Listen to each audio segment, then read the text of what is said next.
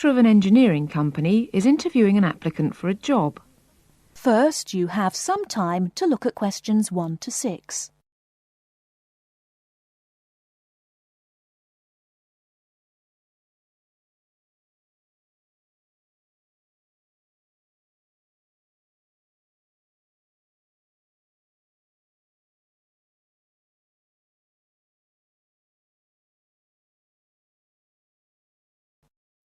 Now we shall begin. You should answer the questions as you listen, because you will not hear the recording a second time. Listen carefully and answer questions 1 to 6. Good morning. It's Mr. Robinson, isn't it? Have a seat. Stephen Robinson. Yes. Is that S-T-E-V-E-N or P-H? It's V. OK. I've got your letter of application, but I need a few more details for the file. Now, you're from Manchester. What exactly is the address?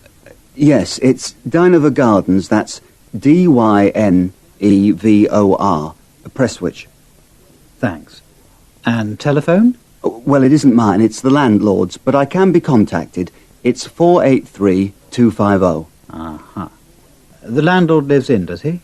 Well, he has the flat downstairs, and he's a friend of the family anyway. I see. OK. According to your letter, I imagine you were born in, let me see, 1960? 61. Right. And the date? 12th of July. Thank you. And I believe you're married. No, I'm getting married, but not for a few months. Oh, sorry. Well, I mean, congratulations. Is it going to be in Manchester? Well, no, actually. My fiancée's from Wales, so we're getting married in her home village, near Bangor. Oh, how nice. Now, as you know, when you apply for a post with Williams Engineering, we need to find out a few things about both your academic background and more recent work experience, the latter being especially important in respect of this rather specialised position in the area of water management. First of all, A-levels. Yes, I've got 3. Geography, maths and physics. Geography, maths and physics. OK. Before you hear the rest of the conversation, you have some time to look at questions 7 to 10.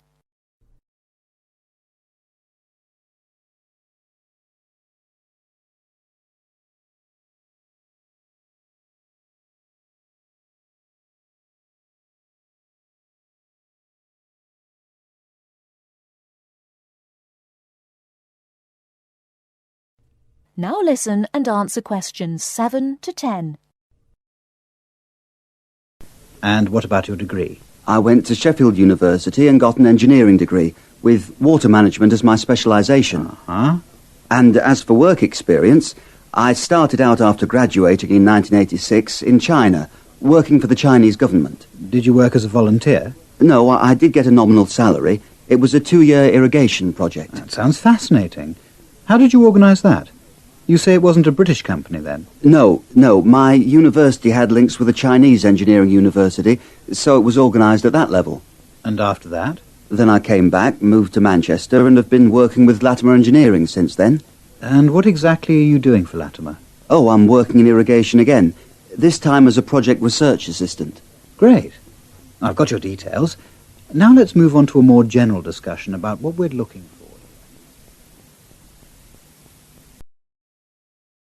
That is the end of part 1. You now have half a minute to check your answers.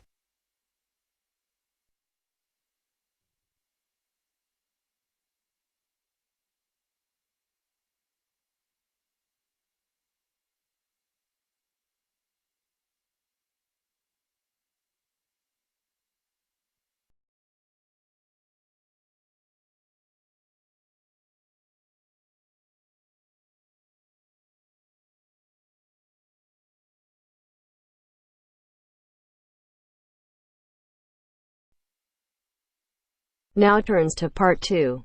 Part 2. You will hear an extract from a talk about facilities for students with disabilities. First, you have some time to look at questions 11 to 13.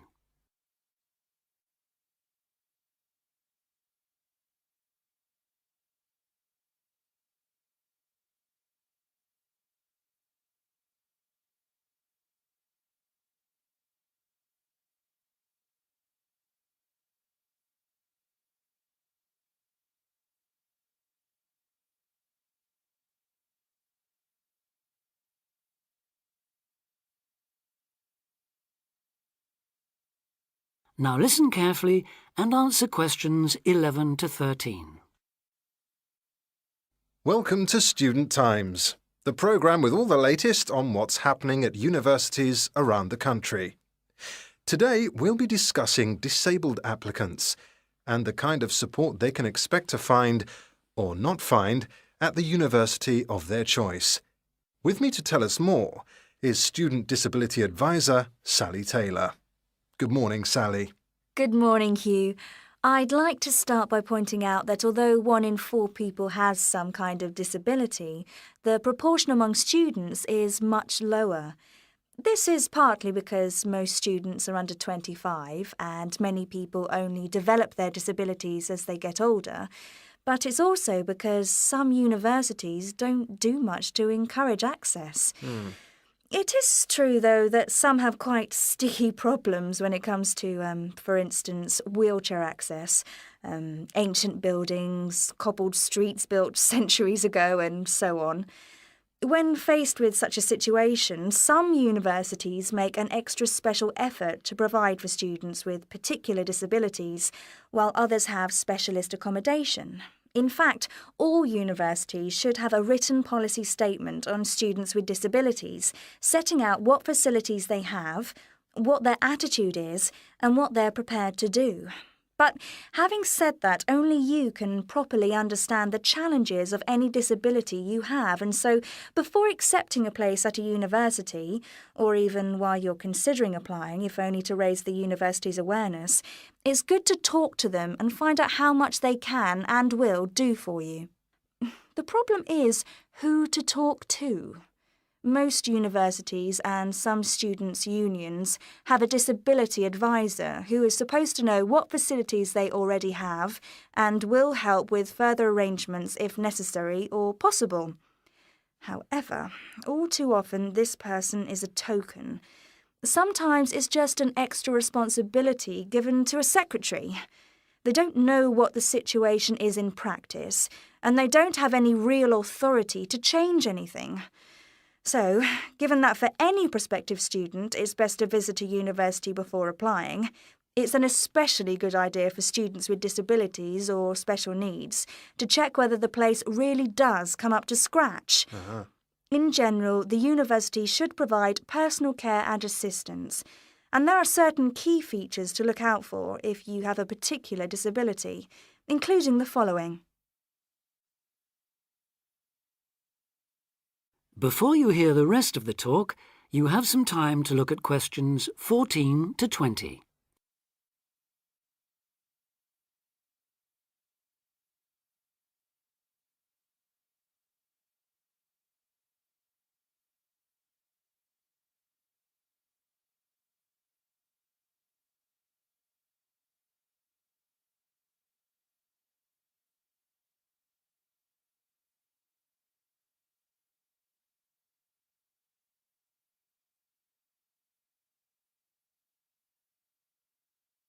Now listen and answer questions 14 to 20. Firstly, if your mobility is impaired, check there are ramps and easy access to all buildings, not just accommodation or teaching rooms. Then, when you're inside, look for clear instructions on fire and emergency procedures for the disabled. Also, make sure there are lifts that work, not the usual ones that seem to be out of order half the time. And check for suitable lavatory facilities. There is a different set of things to look for if you suffer from any kind of hearing impairment. There should be induction loops in lecture theatres, flashing sirens in all rooms, and in accommodation, visual doorbells that light up when somebody calls round to see you. If it is your sight that is impaired, there obviously need to be braille translators of books and documents. In all buildings, the stairs, floors, doorways and windows must have clear markings, and there also have to be special fire and emergency procedures for you. If you suffer from dyslexia, you will need a computer for general use and in exams. And as exams may take you longer to complete, you should be allowed extra time in which to do so. This applies to work in general too. There are, of course, many other possible health difficulties that you may suffer from, such as diabetes, epilepsy, or heart conditions. If this is the case, check the availability of access to appropriate treatment, including medication and/or therapy. Finally, make sure that in the event of an emergency, it is clear what you and other people who may be involved have to do. That is the end of part 2. You now have half a minute to check your answers.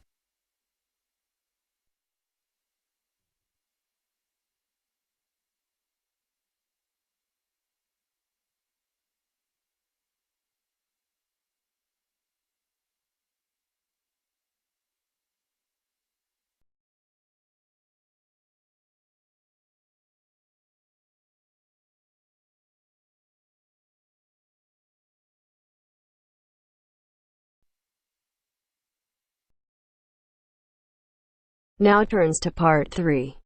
Part 3. You will hear two students discussing a project they have to do as part of a literature course on great books. First, you have some time to look at questions 21 to 25.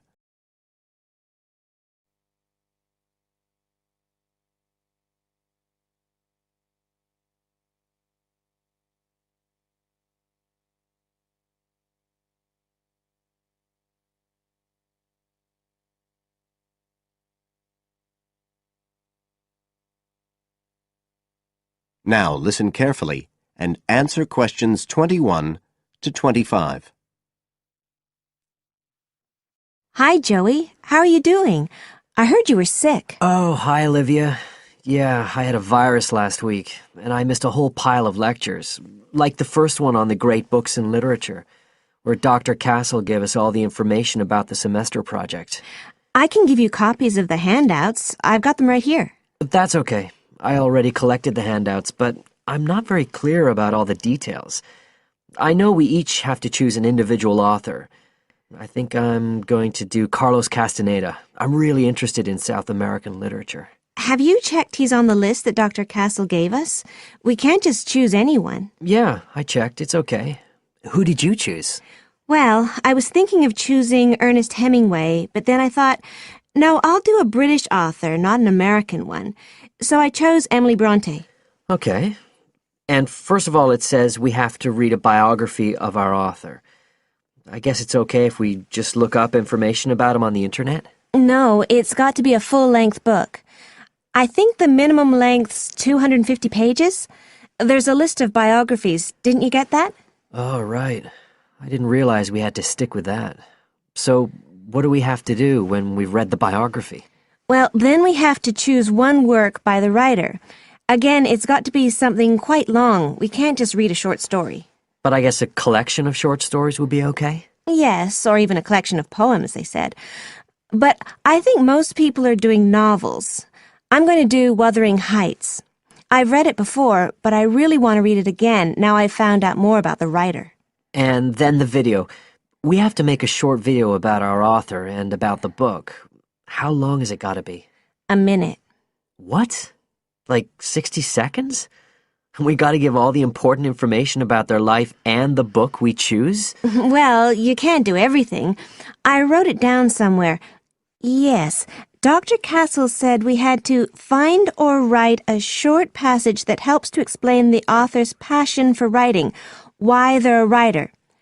So we can back this up with reference to important events in the writer's life, if they're relevant. But it's up to us, really. The video's meant to portray the essence of the writer's life and the piece of writing we choose. So when we read the biography, we have to think about what kind of person our writer is. Yes, and the historical context and so on. So for my writer, Emily Bronte, the biography gave a really strong impression of the place where she lived and the countryside around. Right. I'm beginning to get the idea. Before you hear the rest of the talk, you have some time to look at questions 26 to 30.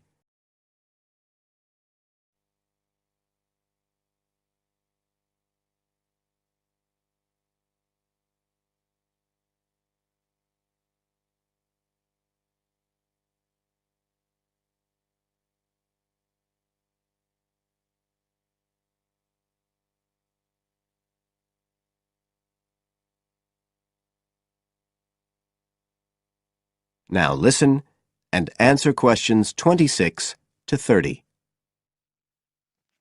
Can I check the other requirements with you? Sure.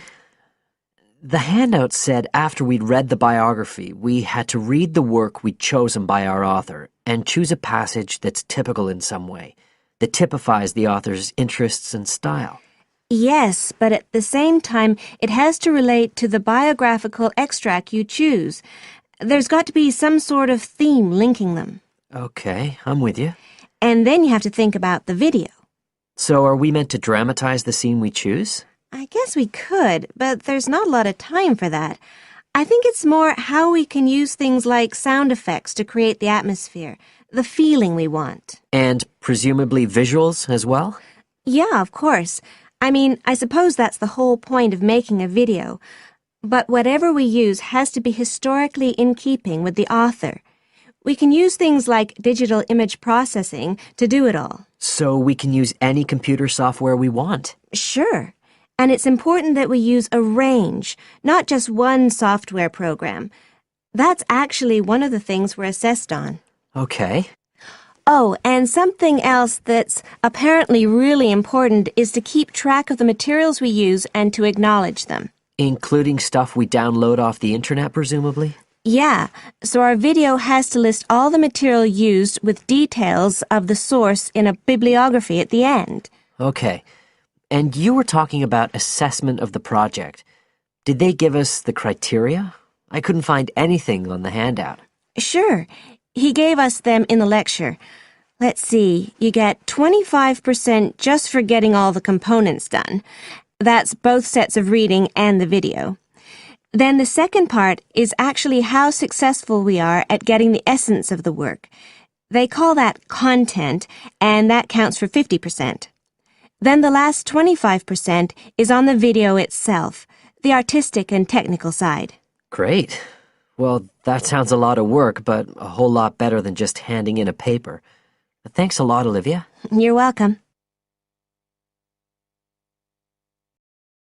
That is the end of part 3. You now have half a minute to check your answers.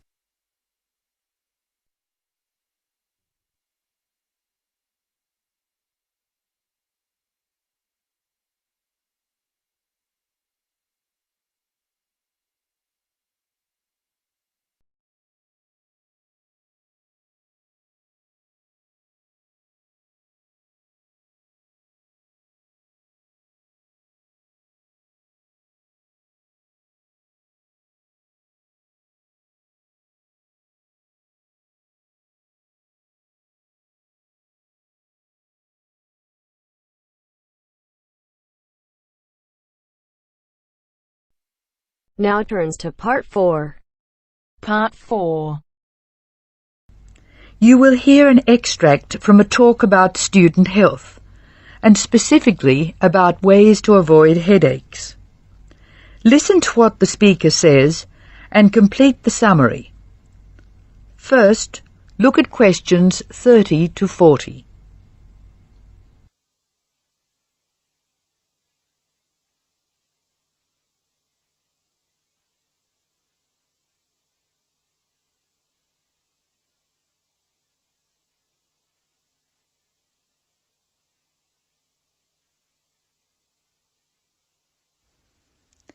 As you listen to the talk, answer questions 30 to 40.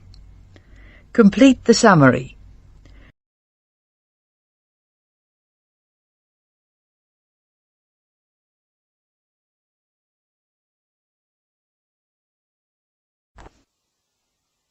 Hello, welcome to the Student Orientation Programme. Today's session is on health issues, and this talk is about headaches and how to avoid them. It may surprise you to hear that headaches are often caused by hunger. In fact, one study suggested that 70% of headaches are related to hunger, which makes it the principal cause. The advice is simple: eat 3 meals a day and try to keep to a fairly regular schedule of meals. People associate noise with headaches, and for most of us, excessive noise creates the conditions for a headache. Very loud noise is unpleasant, and people usually remove themselves from it. Having said that, younger people tend to tolerate noise better than their elders, so I may be leaving noisy places far earlier than you. Just remember that exposure to too much noise may predispose you to a headache. Of course, we all associate headaches with studying. In fact, the headache probably doesn't come from the studying so much as from being tense. When we study hard, we often hunch over our work. Try raising your shoulders and tensing them, and now relax. Can you feel how much more comfortable a relaxed stance is? Another thing, it's very important to check that you are working in a good light. It will not actually hurt your eyes to work in a bad light, but it will make you tired very quickly, and is very likely to give you a headache.